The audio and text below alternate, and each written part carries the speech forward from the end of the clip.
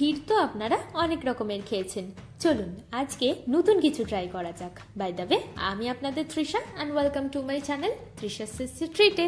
আর আজকে আমি বানাচ্ছি খুব সহজে তৈরি হয়ে যাওয়া ক্যারামেল ক্ষীর। তাহলে চলুন শুরু করা যাক। এই ক্যারামেল ক্ষীর বানানোর জন্য প্রথমেই প্যানের মধ্যে দেব 2 থেকে 3 চামচ মতো চিনি, আর চিনিটা আমি একদম কম আঁচে ক্যারামেল করে নেব।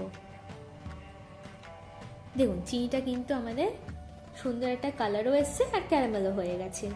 এবার এর মধ্যে আমি দিয়ে দেব 600 ml মতো গরুর দুধ।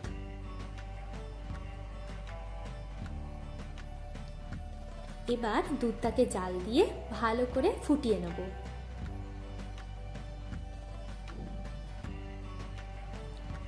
দেখুন দুধটা কিন্তু ভালো করে ফুটেও গেছে, অনেকটা কমেও গেছে, আর একটা সুন্দর রঙও চলে এসছে। এবার আলাদা একটা বাটিতে অল্প একটু দুধ নিয়ে এর মধ্যে আমি 2 চামচ মতো গুঁড়ো দুধ মেশাবো, দিয়ে এটাকে আমি খুব ভালো করে মিক্স করে নেব। এবার এটাকেও আমি দুধের মধ্যে দিয়ে দিচ্ছি, দিয়ে ভালো করে মিশিয়ে নেব।